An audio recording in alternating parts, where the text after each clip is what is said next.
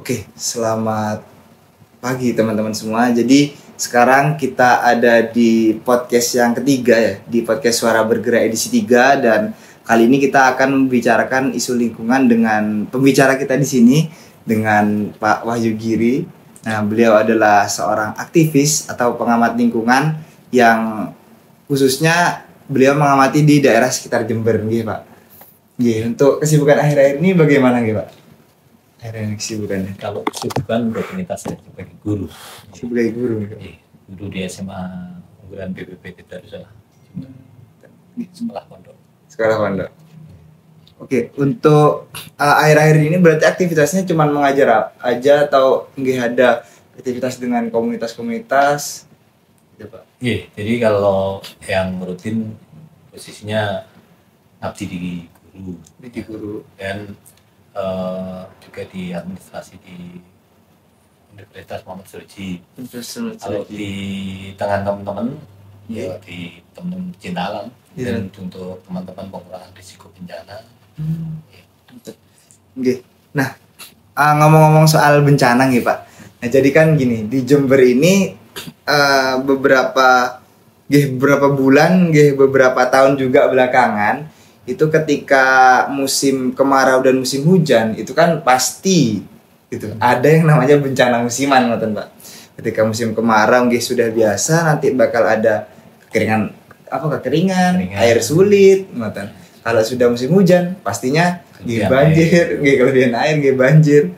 Nah, terus nanti juga bakal ada jalan-jalan yang bolong, terus pun angin juga kan ada Pak ngoten. Nah, itu kira-kira bagaimana gitu Pak menurut pengamatan Bapak sebagai seorang aktivis lingkungan atau apa hal tersebut kok bisa Jember ini serentan itu terhadap bencana gitu? Sebenarnya kalau kita seharusnya kita tidak bicara tentang serentan itu tapi kita harus menyadari dengan geomorfologi Jember bahwa kita punya beberapa ancaman. Jadi kita posisikan ancaman. Jadi kalau kita posisi kerentanan itu seolah-olah kita menjadi ketidakberdayaan. Jadi kita Jember ini cukup banyak punya ancaman. Nah, ancaman ini akan jadi bencana atau tidak tergantung bagaimana kita itu meningkatkan kapasitas diri kita, gitu. Juga mengurangi hal-hal yang menyebabkan munculnya kerentanan. Jadi kan kita punya gunung, ya kita punya laut. Di laut selatan lagi kan berarti ada potensi tsunami. Kita punya gunung, kita belajar dulu tentang geografi kan ada angin lembah, angin gunung. Artinya sebenarnya itu wajar. Terus kemudian kita bawa negara tropika, maka bergantian antara musim kemarau, musim penghujan. Sebetulnya itu sudah kita pelajari sih sebetulnya gitu. Cuma kemudian penyikapan saja gitu. Bagaimana kita mengenali itu. Kalau itu adalah kita pahamkan itu adalah ada ancaman dari fenomena itu, ya kita harus siapkan harusnya. Nah kan eranya sekarang kan bukan satlak, tapi sudah BPBD. Tapi pada siklus bencana artinya di situ. Jadi kita tidak lagi zamannya itu menunggu terjadi bencana dulu. Nah, gitu. Tapi kita bisa berbuat sebelum terjadi bencana. Artinya kita bisa kurangi apa yang kita kenal dengan mitigasi. Jadi ancaman ini masih bisa nggak kita kurangi? Kalau misalnya ancaman banjir itu kan sebenarnya tingkat ancamannya bisa dikurangi kalau kita memperhatikan pohonnya yang ada di hutan, bagaimana memperhatikan juga di sungainya, bagaimana sampah, tata guna lahan sepanjang sungainya sendiri, kemudian perilaku masyarakat. Itu sebenarnya bisa didorong untuk mitigasi. Jadi buat saya bencana sesungguhnya itu adalah ketika merasa nanti pastilah musim kemarau kita kekeringan, pastilah kalau musim hujan kita kebanjiran, longsor. Nah itu menurut saya itulah bencana sesungguhnya. Artinya kita tidak mau keluar dari persoalan gitu. Menyoal yang akhir-akhir ini terjadi dulu Pak ya. Kita menyoal sebelum ke struktur masyarakatnya, pola pikir masyarakat dan segala macam, kita persoalkan dulu bagaimana infrastruktur atau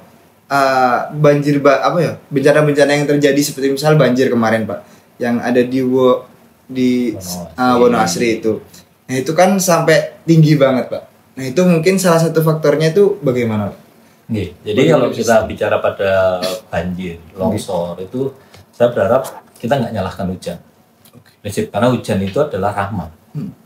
Rahmat kok bisa menjadi bencana, berarti ada yang salah ini, kan gitu. Apa yang salah? Dan itu kita harus jujur, harus melihat pada diri kita sebagai manajer kan, kita katanya khalifah kan, jadi kan bagaimana kita ngelola ini, gitu. Ada rahmat kok jadi bencana, pasti ada yang salah di situ, gitu kan. Karena kan kalau kita bicara hujan, itu sebenarnya pengertiannya kan jatuh sampai permukaan tanah itu yang disebut hujan. Kalau dia sudah ngalir di atas permukaan tanah, namanya bukan air hujan. Sudah air permukaan, air run off gitu, secara hidrologi gitu. Nah, di situ ada kemungkinan air itu yang jatuh dalam bentuk hujan itu mau kita masukkan ke dalam tanah atau kita biarkan dia ngalir di permukaan. Itu. Nah, ketika kesadaran itu nggak kepake, nanti itulah yang terjadi posisinya. Jadi air hujan kita biarkan dia mengalir di permukaan, itu masuk ke sungai. Sungainya sudah hutannya rusak ya, cukup rusak ya, kita lihat lumpur masuk, berarti kan makin dangkal, ada perilaku masyarakat buang sampah. Nah, artinya badan sungainya itu kemampuannya berkurang, air yang masuk makin banyak, dan ketika itu meluber menjadi ya wajar kan gitu. Nah, tapi kemudian kalau ini sebetulnya ditarik ke belakang berarti kita memanage air hujan ini semaksimal mungkin juga dimasukkan ke dalam tanah dalam bentuk infiltrasi. Dia nanti ngalir di dalam permukaan tanah dalam perkolasi. Ini mohon maaf nih istilah-istilah itu dulu, kita mau nggak mau harus gitu ya. Jadi ketika itu kita manage di situ, air permukaan yang ngalir sedikit ini nanti jadi ketemu gitu posisinya. Siapa yang mensyukuri nikmatku kata Allah air hujan tadi, dengan di manage dia masuk ke dalam tanah, itu akan menjadi sumber-sumber mata air nanti di musim kemarau. Tapi ketika ini dibiarkan, kita tidak mensyukuri nikmat ini tadi, dia ngalir dalam bentuk banyak, bahkan siksaku pedih kata Allah nyata gitu kan, jadi banjir, jadi nanti di musim kemarau kekeringan. Jadi ada nggak ini kemudian dibangun, didorong dalam kebijakan, kemudian dalam suatu pembangunan wilayah itu diatur bahwa ada resapan air yang itu memang didesain, tidak dibiarkan. Oke, jadi gitu Pak, berbicara soal kebijakan gitu Pak.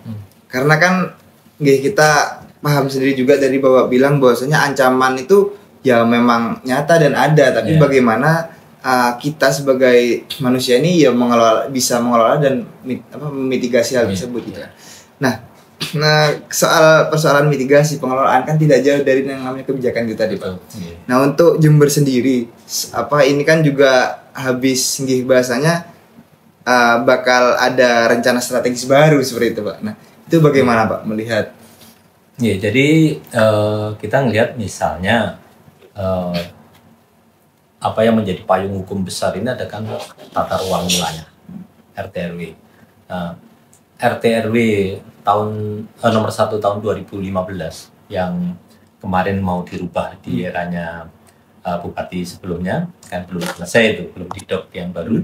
Itu misalnya menempatkan daerah-daerah atas catchment area itu, tempat tangkapan air itu untuk hutan rakyat contohnya itu.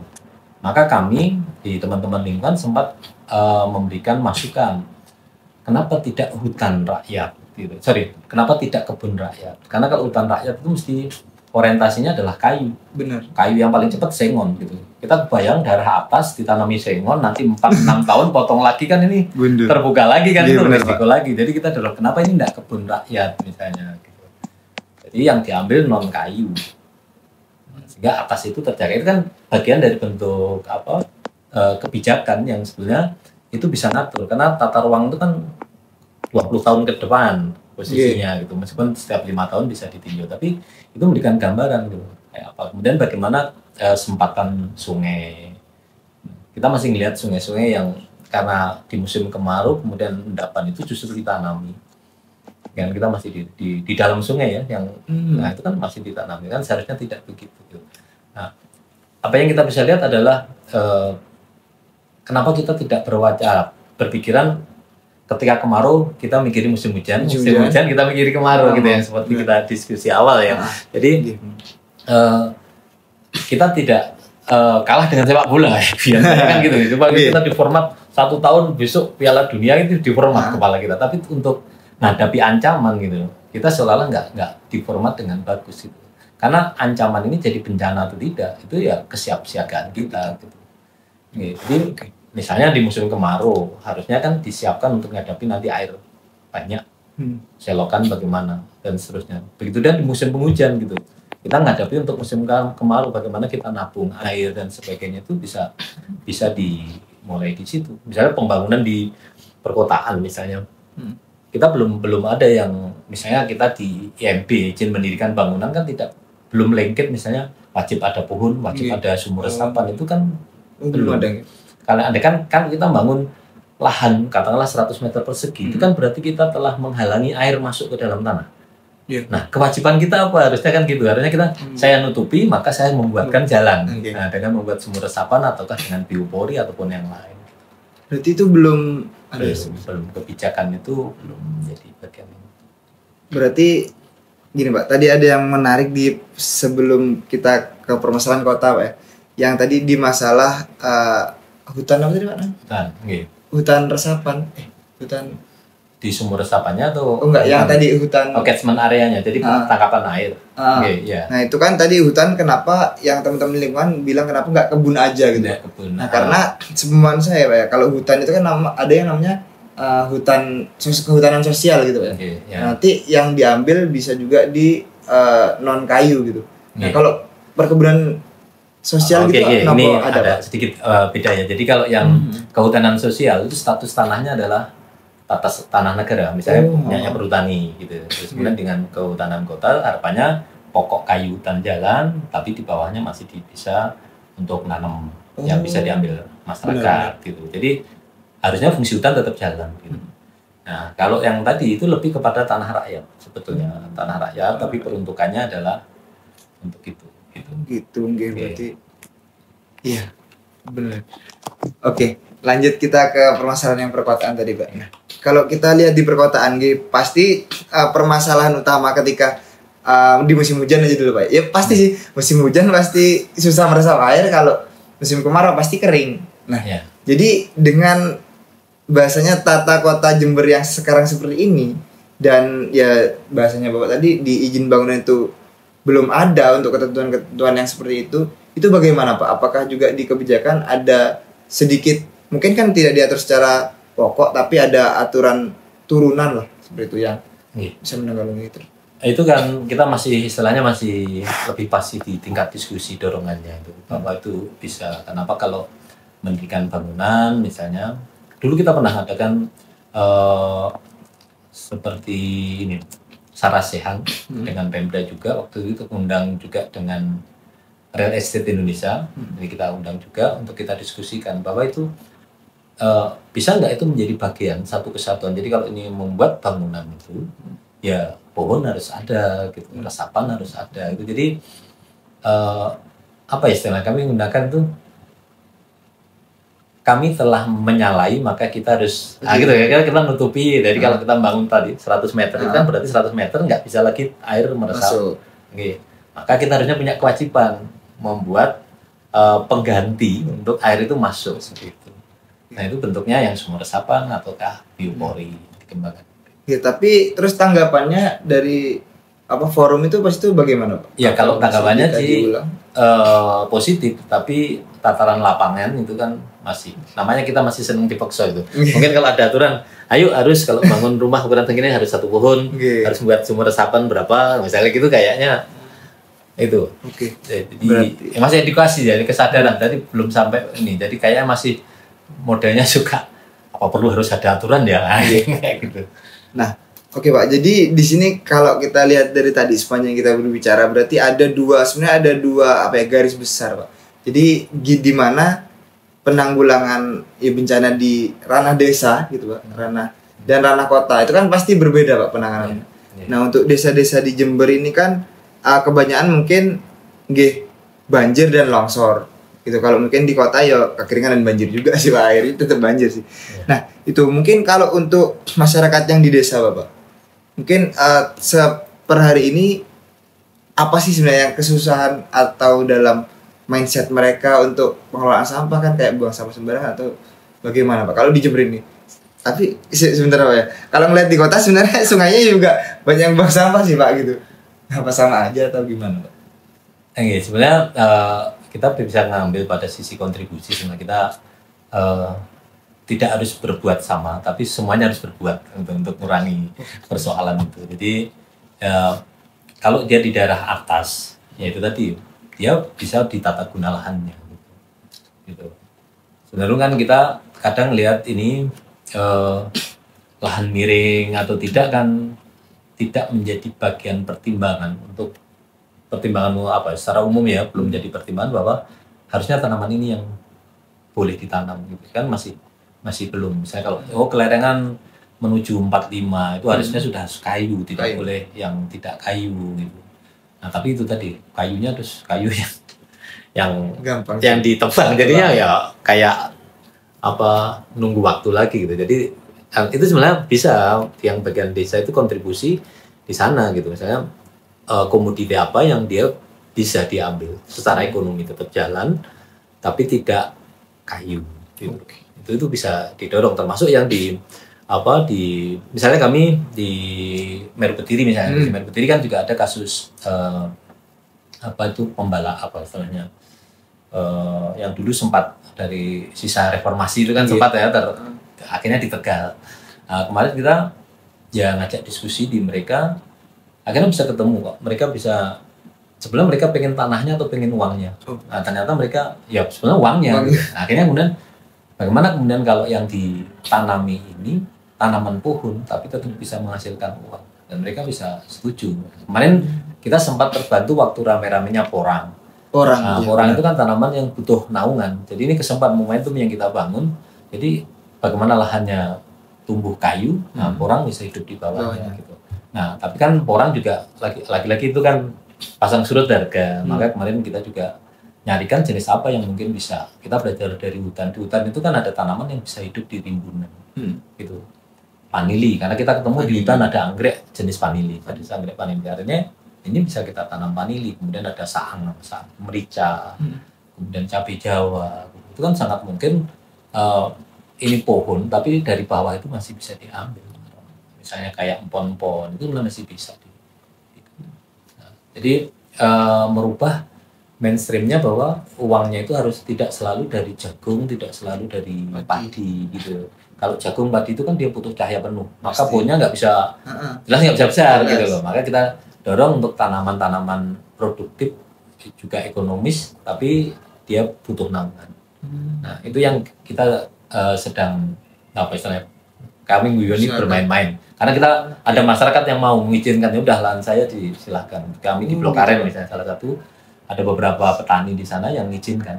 Jadi kami pecinta alam datang ke sana kapanpun bawa bibit wis tanami gitu. Berarti sekarang ini masih proses nih Pak, masih jalan. Nah kami berharap itu akan menjadi kayak syukur-syukur bisa semacam demplot gitu loh, bahwa dapat uang tidak selalu dari jagung, tidak selalu dari itu yang kita dorong dari tanaman buah gitu. Gitu. Berarti di sana juga mengajak warga sekitar kan gitu Pak? Iya. Jadi kami dengan warga, jadi warga yang semula seperti itu tadi padi jagung, akhirnya mereka mau sudah monggo kita dipersilahkan. Ada satu yang benar-benar di los gitu, buat kami udah silakan kayak dibuat tanami bambu, boleh tanami ada kita. Nah itu kan kalau kita ngomong di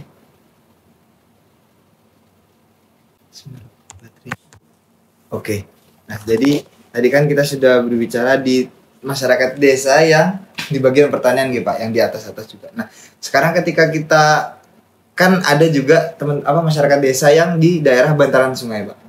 Nah itu kan pasti cara penanganan atau cara kita mengedukasi atau sosialisasi terhadap bagaimana cara pengelolaan bencana kan berbeda Pak. Nah itu bagaimana Pak ketika kita ada di perspektifnya teman-teman yang bantaran sungai, melihat kondisi yang sekarang Pak ya tentunya. Yang ya memang butuh, kalau saya jujur aja memang butuh waktu, karena ketika masyarakat melihat, jangankan bantaran itu kan sebenarnya tepi sungai ke kiri kanan, keluar dari sungai, yang di dalam sungai saja gitu, ketika itu air surut itu dibuat cocok tanam. Itu ada di mana Pak kalau boleh tahu? Jadi kan bisa susuri lah sungai Bedadung ke selatan itu ketika pas surut, terus di Besini ketemu, kita kan ketemu itu ada penggunaan lahan yang dipakai gitu, terus terjadi apa istilahnya ketika sungai belum meandering itu kan, ada endapan itu kan juga boleh dikatakan sampai ini nggak ada normalisasi ya, artinya kan tidak dikeruk misalnya kan gitu. Nah ketika itu jadi timbunan, kalau itu bentuknya bukan batu gragal gitu kan, tanah itu kan kayaknya bisa ditanami. Nah itu yang kita masih nemu gitu. Nah jadi gini Pak, untuk bantaran sungai mungkin kalau menurut saya kan menghemat saya kayak lebih susah gitu Pak, karena melihat juga pola perilaku masyarakat yang terkadang itu buang sampah sembarangan, buang sampah di sungai. Kayak misalkan rumahnya di bantaran sungai, buang sampah ya tinggal lempar sudah selesai. Yeah. Nah, terus itu kalau kita menyoal soal kebijakan Pak, kalau misalkan tadi perbedaannya dengan di yang dataran tinggi dan persawahan kan mungkin itu adalah tanah warga gitu Pak, dan bisa digunakan. Kita juga sebagai komunitas-komunitas juga bisa bahasanya nembung gitulah Pak untuk dirawat. Nah kalau di daerah bantaran sungai ini kan, Nah sebenarnya kalau bantaran sungai juga secara aturan ya, saya lupa persisnya untuk lebarnya, bahwa bantaran sungai itu ada ketentuannya nggak boleh melakukan aktivitas di situ. Di bantaran sungai itu ada persisnya. Nah cuma kalau urusan sampah, mohon ini juga perlu perlu hati-hati, karena tidak selalu bahwa sampah itu dari pinggir sungai. Benar. Karena kita merasa tidak membuang ke sungai, kita membuang ke halaman, toh nanti ke bawah ke selokan, akhirnya ke sungai. Itu kan itu yang sering kali, saya nggak buang ke sungai kok gitu, tapi membuang sembarangan di dimanapun itu kan terbawa itu mas.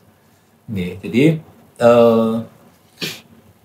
ketika kita bicara sampah ya kita juga harus melihat sebetulnya layanan persampahan kita karena kita juga ada kasus saya jujur menemukan sendiri gerobak sampah itu buangnya ke sungai. Artinya kan warga itu sudah urunan untuk diangkut itu di gerobak sampah, tapi kemudian gerobak sampahnya ke sungai gitu. Jadi ini kan berarti ada persoalan. Ini sebenarnya Pak sampahnya yang malas membawa ke TPS tempat pembuangan sementaranya itu, atau itu memang tidak terlayani atau terlalu jauh sehingga itu tidak dilakukan. Gitu.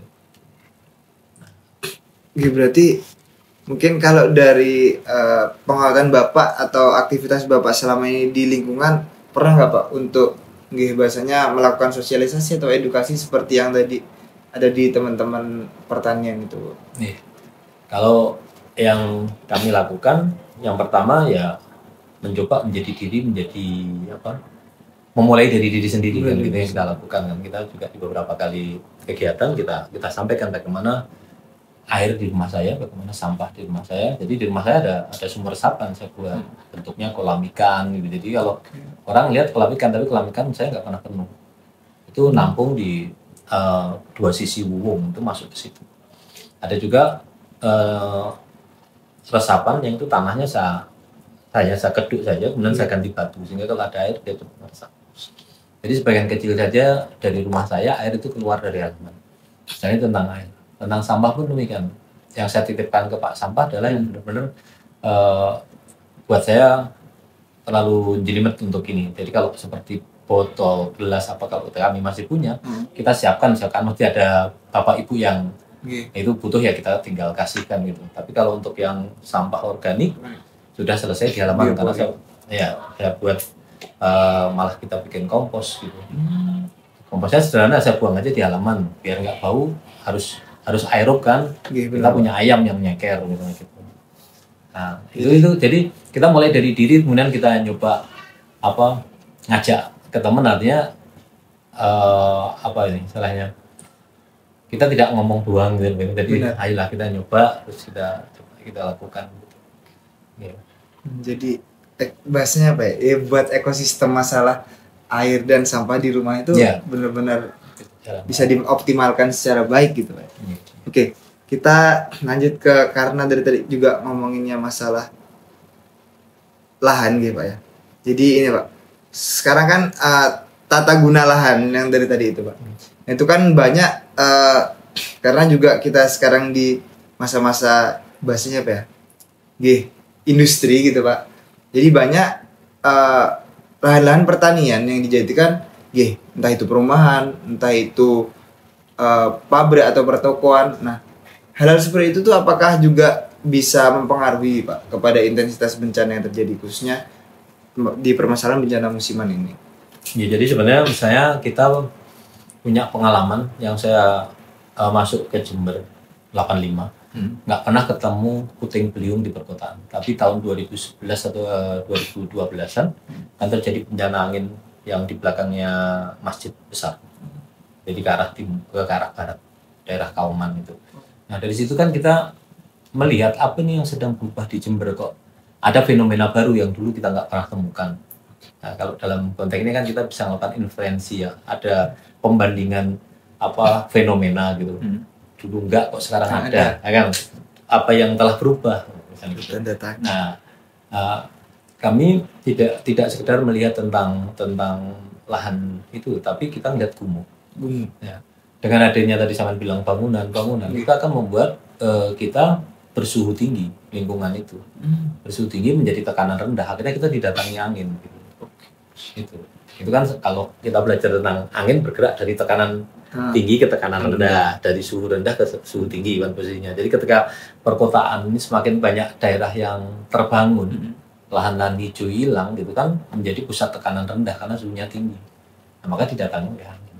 Nah, jadi itu nyaut masih terkait gitu. Apalagi yang tadi kita masih belum sukses untuk mendorong bahwa kalau membangun segini harus ada pohon sekian, itu kan belum. Nah kalau itu jalan, nampaknya perbedaan suhu ini bisa kita kurangi sehingga tetap ada angin tapi tidak kencang, karena angin itu kencang ketika perbedaan suhu itu juga tinggi gitu. Nah kota-kota yang dulu banyak gumuk sekarang kan juga hilang. Gumuk itu kan selalu gumuk mesti identik ada tanamannya gitu kan, sekarang hilang gitu. Karena usulan kita dulu masih belum sukses untuk ngajak bahwa ayo kita sisakan gumuk itu menjadi hutan kota Jember gitu. Dan belum. Sebenarnya ini agak susah juga Pak ya, karena kita tadi lihat dari kebijakan di masalah pembangunan Pak ya. Sekarang kita coba lihat dari kebijakan di masalah yang pencegahan soal gumuk ini Pak. Karena kan juga bahasanya nggak semua daerah, nggak semua kabupaten punya gumuk Pak. Dan Jember ini salah satu kabupaten yang bahasanya gumuknya salah satu yang paling banyak gitu. Boleh dikatakan hanya ada 3 di dunia. Nah ya seperti itu Pak. Di Jepang, terus 1 itu, ini kalau nyebut daerah agak ini, ada yang protes kemarin. Jadi ada yang di Jember ini punyanya Gunung Raung, hasil letusan Gunung Raung. Kemudian ada di Tasikmalaya dan sekitarnya itu dari Gunung Galunggung. Nah jadi yang nulis Jember Kota Seribu Gumuk kan bukan kita, malah orang Belanda kan. Iya benar kan itu. Nah kita ngelihatnya dalam posisi itu tidak sekedar ini fenomena gumuk-gumuk saja, tapi ada nilai ekosistem yang jalan. Dulu kita lepas pro kontra tentang tembakau misalnya, itu kan tembakau besuki sangat terkenal karena dulu ini. Tapi sekarang orang membuat memperoleh nanam tembakau agar di daunnya lebar, tipis, itu kan harus pakai kerodong, itu pakai kelambu. Benar. Nah itu kan kalau saya secara pribadi nyatakan itu wujud ketidakadilan iklim gitu. Jadi lingkungannya buruk, orang yang pengen membuat iklim yang sangat baik buat tembakau, dia harus buahnya. Nah bagi yang nggak punya modal kan tidak bisa menikmati iklim mikro yang seperti itu, yang dulu dinikmati dengan hadirnya gumuk-gumuk itu. Nah untuk menyoal itu Pak ya, apakah seper hari ini kayak mungkin nggak usah kebijakan atau aturan Pak ya, atau upaya-upaya teman-teman aktivis lingkungan untuk menjaga gumuk-gumuk yang kian hari kian habis itu gimana Pak? Kalau justru kita kemarin dorongnya di aturan. Karena gumuk-gumuk di Jember itu hampir sekian persen, banyak persen gitu ya. Itu adalah milik pribadi. Nih, kepemilikan pribadi. Nah, maka kita juga sebenarnya di satu yang RT/RW Jember 1 2015, Perda 1 2015 itu sudah menarik di situ karena ditempatkan gumuk ini menjadi cagar geologi unik. Bersama dengan Watu Kulon. Itu. Cuma itu kan memang masih menyisakan problem karena itu tadi sekian persen adalah milik pribadi. Gitu. Nah, kami juga melakukan yang namanya beli gumuk. Benar-benar kita lakukan beli gumuk. Itu dilakukan pencinta alam di Mapensa. Sudah kita beli meskipun belum satu. Nah, kita pengennya membuat template bahwa ada uang yang bisa dihasilkan dari gumuk tidak harus dengan dibongkar. Kami juga ada kelompok lain yang shift gumuk, yaitu menghimpun uang untuk beli gumuk sampai hari ini belum terbeli ya, masih belum terbeli. Tapi karena itu bentuknya bantingan ya, sukarela. Tapi itu wujud untuk kita mengupayakan. Dan itu bukan strategis ya, itu hanya taktis saja untuk kayak pengennya jadi demplot bahwa gumuk ini bisa menghasilkan uang tanpa harus dirusak. Gitu. Benar. Oke, berarti menyoal tata guna lahan ini kalau di Jember benar-benar kompleks ya Pak, apalagi ya, kita sangat perhatian dengan perjalanan penyusunan RTRW Jember. Karena itu menentukan 20 tahun ke depan, termasuk gumuk itu bagaimana, rawa bagaimana. Misalnya rawa itu di Perda 1 2015 tidak tercover di dalam Perda gitu. Makanya kita dorongkan untuk Perda yang mau dirubah atau direvisi ini itu untuk muncul, karena dari kalau itu masuk di Perda itu akan ada ini mau diapakan ini 20 tahun pemerintah itu akan mengarahkan ke kiri atau ke kanan, itu kelihatan di acuannya ada ya, pegangannya ada. Jadi kenapa kita concern untuk ikut melihat ketika proses penyusunan itu. Berarti seperhari ini RTRW belum... Ya, RTRW yang kemarin dalam rangka perubahan sampai hari ini belum digedok kan. Belum digedok. Ya. Benar. Dengan kayaknya ada perubahan ini, ya kita nggak tahu lagi nanti kayak apa kita. Nanti ini bakal ada diskusi publik lagi mungkin. Oke. Nah, terus kalau kita... Nah itu Pak, masalahnya kan yang menjadi persoalan di sini, sekian hari, sekian tahun Jember itu kan juga kian meningkat gitu Pak populasinya, apalagi mengingat ada kampus-kampus yang cukup besar, apalagi di daerah perkotaan Pak ya. Juga di desa-desa mungkin dari orang-orang yang migrasi dari daerah lain ke Jember. Nah itu gimana Pak? Kan juga bahasanya makin hari makin membludak Jember ini Pak. Nah, iya. Ya itu yang kemudian nanti kan justru dengan pendekatan RTRW itu kan akan kelihatan posisinya daerah mana ini yang mau dikembangkan untuk bangunan, daerah mana yang harus dipertahankan untuk pertanian. Itu ada, misalnya kemarin kita soal bahwa untuk rencana Perda ini muncul lahan pertanian pangan berkelanjutan misalnya sekian ribu hektar. Nah itu kita kejar di mana itu gitu. Karena itu menarik, kalau itu sudah ada berarti kan ada daerah yang untuk pertanian itu terlindungi daerahnya. Jadi kami di Perda itu sebenarnya di situ yang kita bisa melihat. Jadi biar tidak daerah yang sangat produktif justru jadi kayak itu yang kita. Oke. Nah terus kalau misalkan kita menyoal tadi udah tata guna lahan, terus sekarang strategi pengelolaan bencana Pak. Nah kalau kita strategi pengelolaan bencana kan juga erat kaitannya dengan bagaimana kita merekayasa lingkungan itu tadi Pak. Misalkan kayak yang tadi bahasanya bantaran sungai. Kita rekayasa bagaimana sungai ini tidak dangkal dengan cara yang mungkin gimana ya, dikeruk gitu. Nah itu gimana Pak mungkin itu strategi-strategi itu? Itu sekali lagi kalau kita bicara RTRW itu kelihatan harusnya. Oh gitu Pak. Jadi apa yang mau dilakukan? Bahwa misalnya di RTRW mengenali daerah bencananya di mana aja, jenis bencananya apa. Nah, sehingga di situ juga muncul indikator programnya itu apa yang mau dilakukan oleh pemerintah. Jadi kita bisa ngelihat bahwa di sini kok cuma diginikan misalnya maka kita bisa usul di situ. Nah kemarin kita menangkap masih sangat umum, sehingga ada rencana untuk membuat bendung misalnya. Ini bendung di sungai yang mana? Jadi kita pengennya menjadi lebih detail, tidak sekedar pada rencana ada bendung tapi nggak jelas di mana bendungnya. Nah, jadi kan ancaman itu tidak sama dengan bencana. Ancaman itu kan masih potensial untuk jadi bencana kan gitu. Itu yang kemudian bagaimana kalau bencana itu masih bisa dikurangi, ya kita kurangi gitu, di mitigasinya. Nah, lalu ini Pak, untuk sekarang juga kita kembali lagi ke masalah yang tadi khususnya di kekeringan air, Pak, krisis air. Nah itu kan juga sekarang kalau kita ngelihat, apalagi kalau sudah musim kemarau Pak ya, selain dari gini Pak, masalahnya kalau di kota itu kan juga masalah permasalahan lahan Pak ya. Ya mungkin halaman ada, cuman halaman mungkin sudah diplester atau di apa. Nah itu bagaimana Pak? Bagaimana ya Pak? Soalnya ketika orang-orang di kota Jember ini, khususnya di daerah sekitar kampus juga, itu air itu mulai gak ada gitu Pak. Karena mungkin sumurnya itu sudah kosong juga gitu, sudah kering. Nah itu apa? Nah sebenarnya itu tadi balik ke, mau nggak kita nabung air itu ke tanah, tidak dengan mudah kita biarkan dia masuk selokan, segera masuk ke sungai dan ke laut gitu kan. Gitu.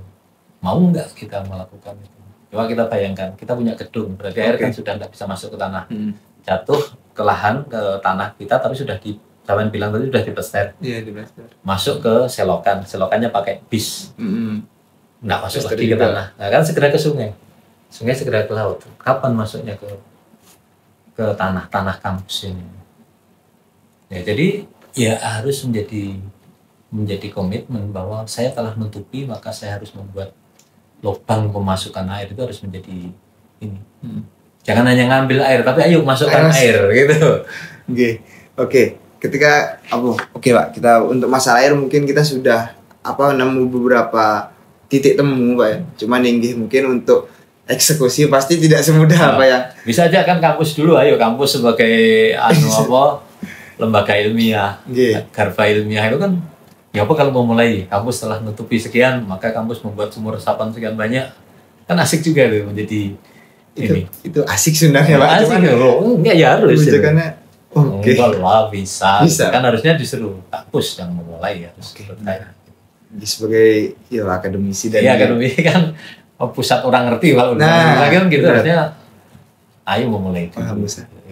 Saya dari teman-teman Fakultas Sospol ini berapa meter persegi yang sudah ditutupi, ayo kemudian berapa, kalau hitungannya IPB itu kan kalau 100 meter kalau nggak salah 28 lubang diupori, 28. Berarti itu ada pakemnya sebenarnya Pak? Ada hitungannya berdasarkan tingkat porositas tanah gitu. Jadi kalau ini efektif kalau tinggi muka air tanah itu dalam. Nah karena kita cerita kan kita tuh sulit, ya kan sudah ini mantan mandi di Bedadung saya juga gitu kan. Karena dulu juga ngalami kan di pertanian saya dulu, jadi juga mandi di Bedadung ketika musim kemarau. Jadi ya itu makanya ayo kampus nabung air ke dalam kampus, memulai menabung. Dari BEM juga sebenarnya ada Pak salah satu departemen, yaitu kita ada namanya sosial lingkungan. Itu seper hari ini sih sebenarnya prokernya terkesan hanya kayak bersih-bersih gitu Pak. Jadi kayak ada event JFC gitu, kita bersih-bersih. Terus kemarin juga sempat bersih-bersih di beberapa titik di Sungai Bedadung. Terus kita juga sempat nanam pohon, tapi itu simbolis di PSTW itu Pak, di teman-teman lansia. Jadi kita di sana nanam pohon. Jadi dan merawat setelah nggak dirawat. Soalnya kita melihat kecenderungan di sana lansianya itu senang berkebun gitu Pak. Jadi kita kasih ikan pohon. Mungkin itu juga salah satu langkah lah Pak. Tapi dari BEM sendiri. Ya menarik. Bisa. Sekecil apapun bisa. Nah terus tadi kita udah berbicara soal air Pak. Dari tadi kita berbicara soal masalah lahan longsor. Nah itu kan di Jember juga mungkin kalau banjir semua orang ngelihat dan banyak yang merasakan Pak. Tapi kalau longsor kan hanya di daerah-daerah tertentu saja gitu Pak. Dan itu pun kadang beritanya tuh nggak sampai yang booming gitu Pak. Nah itu gimana Pak? Apakah di longsor di Jember ini skalanya hanya kecil atau bagaimana? Enggak, sebetulnya ataukah kita yang kemudian menjadi semakin ini yang buat saya tadi berulang saya katakan bencana sesungguhnya kita menjadi kayak mesti seperti itu. Nah gitu. Jadi pemakluman tapi sebenarnya harusnya enggak gitu. Jadi kita kalau belajar di hidrologi itu tanah yang boleh terbawa air itu hanya sekian persen itu sudah. Nah itu longsor kan besar banget. Besar banget. Jadi harusnya dikelola. Nah ini juga kita mau tidak mau harus urusannya edukasi lagi di masyarakat. Jadi kan daerah-daerah, misalnya kita punya daerah yang statusnya hutan lindung. Hutan lindung itu kalau dirusak, kalau nggak longsor malah aneh. Nah gitu ya. Iya benar. Gitu kan, karena hutan lindung itu karena penetapannya, karena masih ada pertimbangan kemiringan macam-macam kerentanan itu udah dihitung, maka dia ditetapkan sebagai hutan lindung. Nah ketika itu hutannya dirusak, ya longsor itu boleh dikatakan harus gitu. Konsekuensi logis. Konsekuensi, makanya ini yang harusnya kalau status kayak gini ini harus dijaga nih bener gitu. Nah, kita kan ini lepas pro kontranya, misalnya tentang orang nanam kopi, tapi rusak hutan itu kan sebenarnya aneh buat saya, karena kopi itu butuh peneduh. Oke. Jadi habis dipotongi nanam kopi, nanam peneduh itu kan sebenarnya ngapain tidak kemarin nanam kopinya aja di sela-selanya kayak gitu kalau saya, karena kopi butuh peneduh. Nah, jadi ketika daerah ini cukup miring terus dia dirubah, ya longsor lah gitu. Tapi kan kita tidak berharap kurang booming, tidak seperti 2006 Panti yang sampai kan nggak perlu gitu kan itu. Enggak, jadi menurut saya harusnya kejadian masa lalu, kejadian tempat lain itu cukup jadi guru lah, tidak harus kita rasakan dulu baru wah. Tapi di Jember sendiri waktu di kasus Panti itu pun juga ada yang menyedihkan buat saya jujur, karena kita masih berjalan recovery itu 6 bulan, sudah lagi ada yang naik ke hutan merusak. Kita artinya apa yang salah nih? Apakah kemudian kita membantu warga yang tertimpa musibah itu menjadi salah gitu? Kenapa kami beranggapan gitu? Seolah akan menjadi toh nanti kalau ada bencana kami dibantu. Itu kan ngeri. Gitu. Jadi itu kejadian kami dengan Pak almarhum Pak Naryo yang dulu jadi presiden yang Gaplek ya. Karena kan tempat pengungsian ada 2 titik yang kemiri sama di Gaplek itu Pak Naryo. Dia ngeluhkan di situ kan ada warga yang sudah beraktivitas lagi ke hutan gitu waktu itu masih 6 bulan. Jadi kesempatannya apakah salah ya kita nolong ini, sehingga ditolong terus merasa toh nanti kalau ada bencana ditolong lagi gitu kan ngeri itu loh Mas. Itu Mas kalau buat kami itu jadinya yang ini. Jadi kalau ya urusan lingkungan buat kami memang edukasi menjadi hal yang masih semua edukasi. Apalagi bahasanya di daerah-daerah yang rawan bencana kayak gitu kayak longsor gitu kan, benar-benar edukasi saya rasa untuk ini Pak sedikit, karena teman-teman biasanya khususnya saya kan juga kebetulan prodi sosiologi dan ambil konsentrasi sosiologi bencana. Itu ada teman-teman yang kadang punya inisiatif gitu Pak. Ketika kita turun lapang, gimana kalau kita ke SD dan memberikan mencanangkan kurikulum penanganan bencana gitu Pak, atau cara anggapan lah mungkin kayak di Jepang ketika ada bencana kita harus apa gitu Pak. Nah, itu bagaimana Pak menurut Bapak untuk khususnya di daerah sangat baik gitu. Sangat baik. Kami pun dengan teman-teman di kelompok sosial juga melakukan. Jadi kami ada yang di Kelut misalnya, dia karena profesional dia guru, dia mewajibkan di sekolahnya pendidikan kalau gunung Kelut meletus apa yang dilakukan gitu. Nah, tapi kan ada kalau yang jenisnya gunung itu kan lebih kepada ketika terjadi. Nah, tapi kan ada kegiatan-kegiatan bencana itu yang sebenarnya kita ikut menginisiasi itu. Nah, kalau kita bisa mengurangi peran serta kita untuk terjadinya bencana itu bisa kita lakukan untuk makin kita reduksi kan sudah menarik. Kayak kebiasaan membuang sampah. Saya pernah diminta ngisi di SD. Anak-anak safari permen. Sudah permen. Yang saya kasihkan permennya, kulitnya tolong dikembalikan ke saya. Nah, ada anak yang bingung di mana kulitnya. Kan dia udah hampir kulitnya udah di mana. Tak minta ayo kulitnya, masukkan ke kantong. Sampai enggak muat. Udah saya tambahi slide-nya yang di Pakusari sampai segini loh, sampah yang kita merasa ini kecil.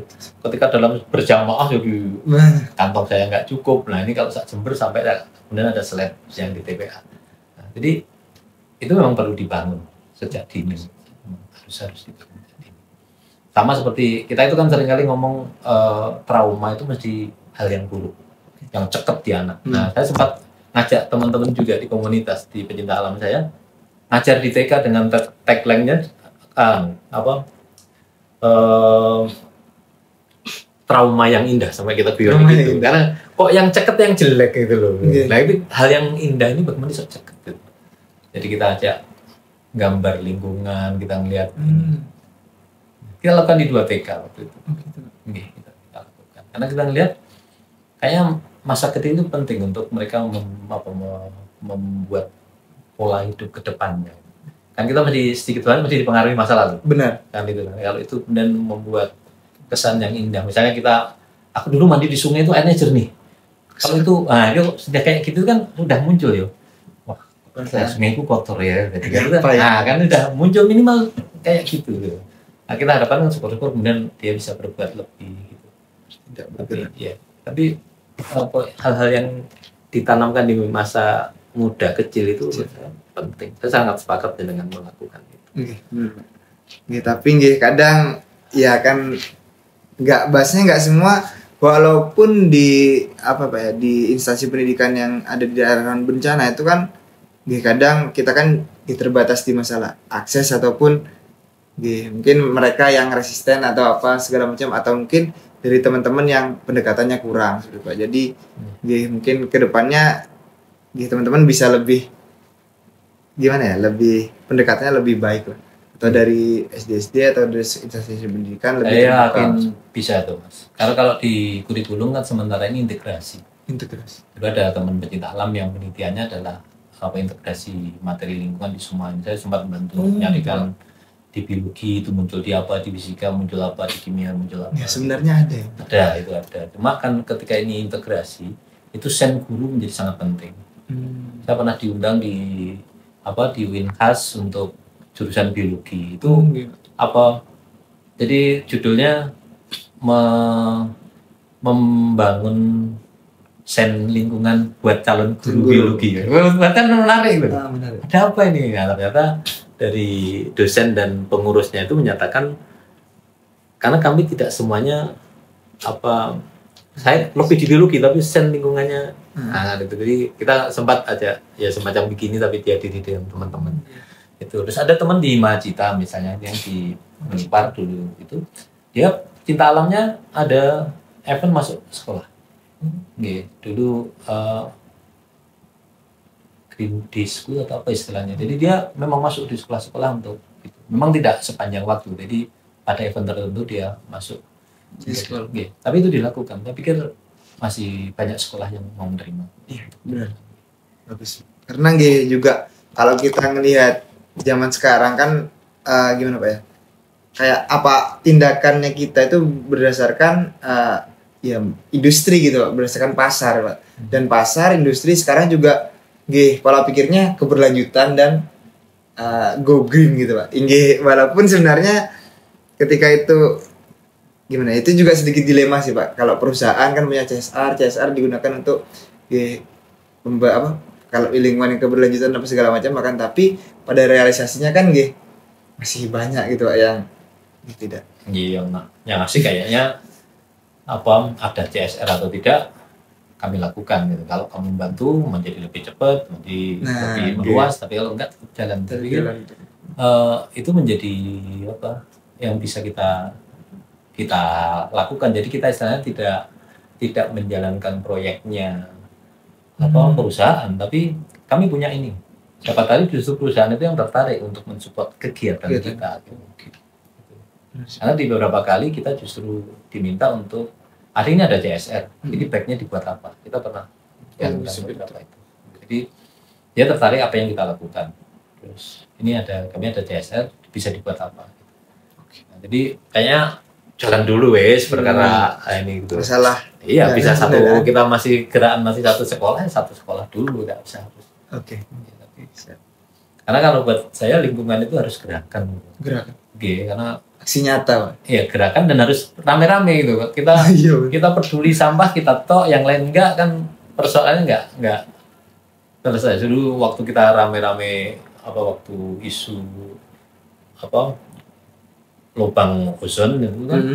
Kan kita ayo apa yang bisa kita lakukan atas ketiak kita kan. Nah, waktu itu kan parfum masih menggunakan CFC. Nah, ayo kita milih parfum yang tidak pakai CFC. Ini kelihatannya hanya 2 ketiak, tapi kalau sekian banyak orang kan menjadi sekian banyak ketiak, sekian mili. Akhirnya gitu. Jadi, tapi harus gerakan bahwa ada kesadaran bersama, kesadaran kolektif bahwa ini persoalan bersama gitu. Yang menarik kan kemudian, ayolah ini menjadi bagian beramal ibadah lewat lingkungan gitu. Tapi kita juga bisa, wah ini sudah mendolimi lewat lingkungan. Perspektif itu kayaknya juga belum. Iya, Pak. Masih banyak yang skeptis, Pak, masalah gimana kita menyikapi soal lingkungan itu. Kadang kan kita nggak ngerasa gitu, Pak. Karena kayak ya udah ini kayak gini aja, tapi itu kan bukan persoalan. Ya ada persoalan jangka pendek dan tentunya jangka panjangnya kan sangat-sangat ngeri, Pak. Saya juga pernah bahasanya baca atau belajar juga masalah yang 7 tipping point itu, Pak. Jadi ya kayak kita harus jaga koral, hutan dan segala macam. Nah, itu kan benar-benar ketika 7 pilar itu runtuh itu kan kayak benar-benar apakah itu yang namanya kiamat kan gitu, Pak Sadan. Nah, jadi itu, Pak, mungkin karena juga kita sudah lama berbincang, sedikit, Pak, pesan Bapak untuk teman-teman atau masyarakat terkait isu lingkungan yang ada di Jember, khususnya bencana musiman ini, Mbak. Kalau saya secara pribadi, ya ayo mulai menyadari persoalannya, kemudian memulai dari diri. Tidak harus menunggu menjadi apa, tidak harus menunggu bersama siapa. Gitu. Syukur-syukur kemudian kita bisa kolaborasi. Dan satu lagi, Pak, mungkin pesan untuk karena ini kan juga pemerintahan di Jember itu baru regenerasi seperti itu, Pak. Nah, pesan dari Bapak untuk pemerintah terkait lingkungan ini. Jadi jargonnya seperti jargon lama, boleh dikatakan jargon usang tapi yang nggak lekang gitu adalah ya membangun tetap lestari. Artinya meletakkan pada daya tampung, daya dukung itu posisi yang benar. Jangan kebanyakan diletakkan di daya tampung. Jadi kita harus memperhatikan daya dukung. Di situ juga kita bisa melihat kerentanan sehingga posisinya ketika kita membangun itu selaras. Lingkungan bukan seperti itu hanya tanah, hutan itu, tapi keseluruhan termasuk makhluk hidup dan manusia. Benar sekali. Mungkin itu saja, Pak, untuk pembicaraan kita dari awal sampai akhir. Kita sudah bicara masalah banjir, masalah bagaimana masyarakat kota, masyarakat desa menangani kebanjiran, dan mungkin ada yang satu, Mas, sebenarnya sampah itu harusnya di Pak Kusari itu harusnya dikuras, Pak. Ya. Nah, sebentar ini yang menarik, Pak. Dikuras gimana itu, Pak? Karena sampah kota itu 60% adalah bahan organik. 60% bahan organik. Jadi itu di mata saya itu adalah kompos.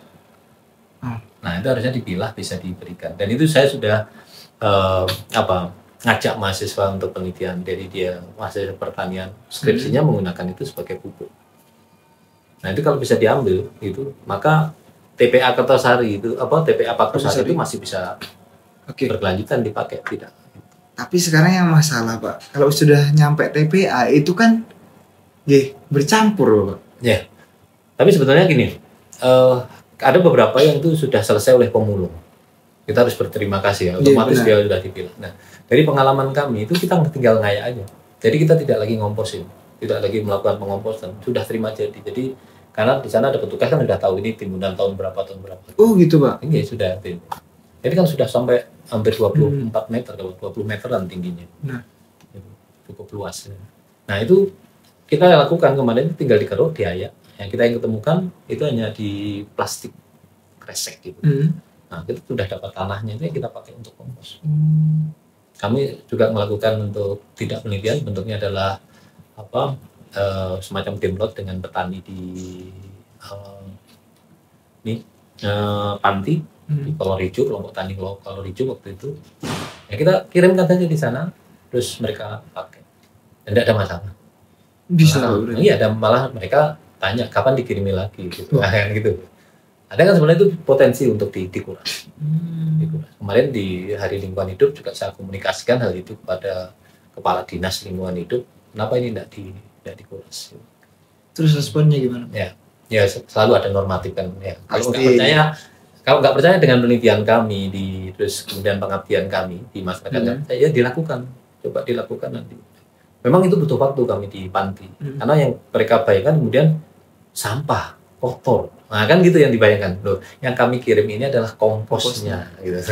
Jadi memang butuh berapa kali pertemuan kami untuk sosialisasi itu, baru mereka mau nyoba.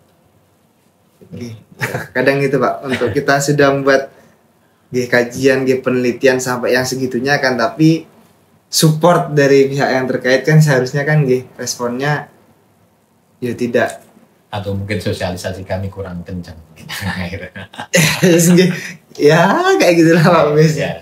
Teman-teman juga ya kadang kita juga menyayangkan sih Pak untuk pihak yang terkait dalam respon.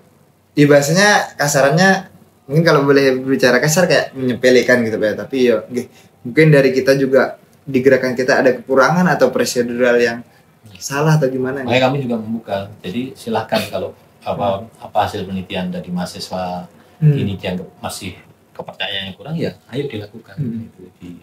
Diuji lagi. Diuji coba aja sekalian. Gitu. Karena 60% dari hampir 7,5 hektar kali 20 meter. Berapa kubik gitu. Bahan organik ya. Seharusnya kan ya bisa lah ya Pak.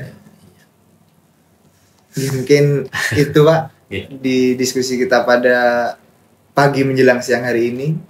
Mungkin kita juga bisa bertemu di kesempatan berikutnya lagi selanjutnya. Dan selamat jumpa teman-teman.